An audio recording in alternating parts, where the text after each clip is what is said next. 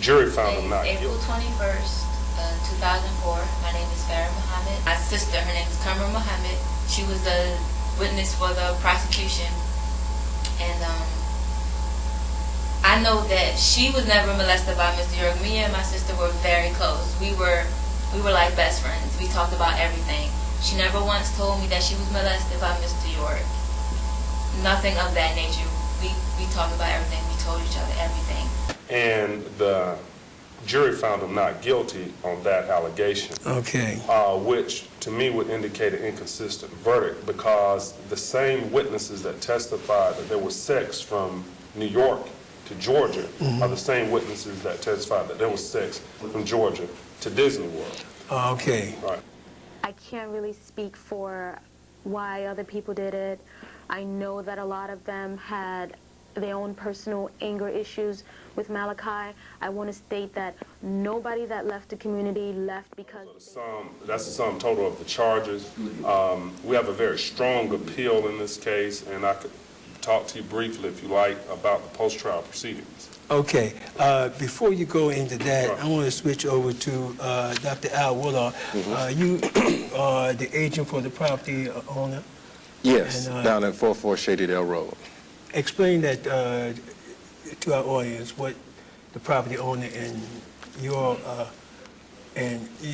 position. My involvement? Okay, Yeah, well, the property known as 404 Shadydale Road is actually the land of the Yamassee Native American Moors of the Creek Nation. It encompasses about approximately 476 acres that's located in Putnam County, Georgia. And ironically enough, that's where a large majority of these alleged charges were said to have taken place. Okay. And there's been a misconception, which has been one of our problems, which will also be addressed in regards to the appeal, that the warrant that they came for the search and seizure on that property was supposed to have the name of the property owners on that land, on that warrant, the search warrant, but that was not on there.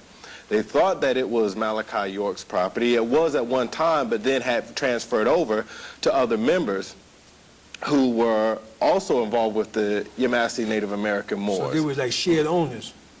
Right, of which Malachi York was not one of.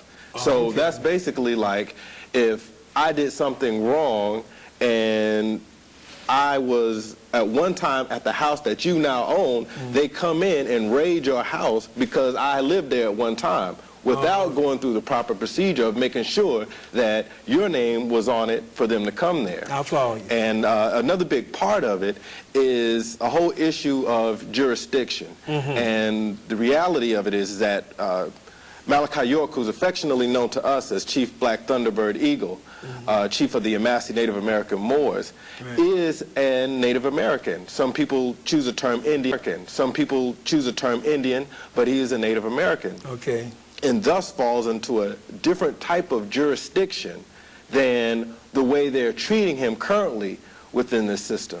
And this is something that hasn't been alleged as far as through a genealogical chart that stems all the way back from Ben York of the Lewis and Clark expedition, all the way even before that to O York, and the tie-in with the Yamassees and the Shoshone Native Americans there. Right. So this is another argument that we're saying that they're intentionally trying to ignore.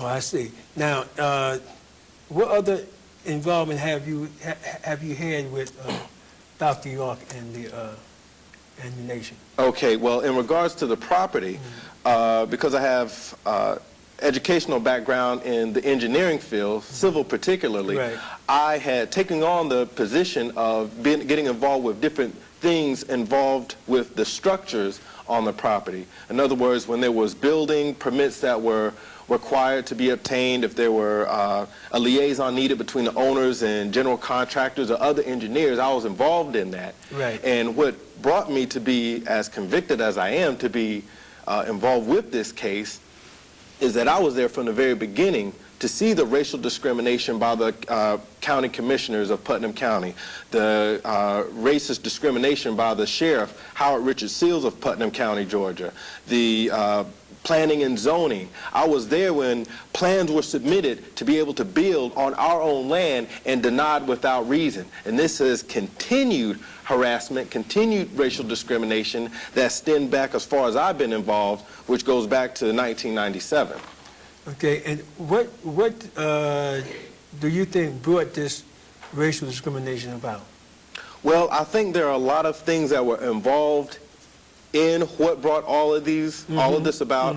But in my point of view, from the angle that I've been dealing with, but this point is that that's also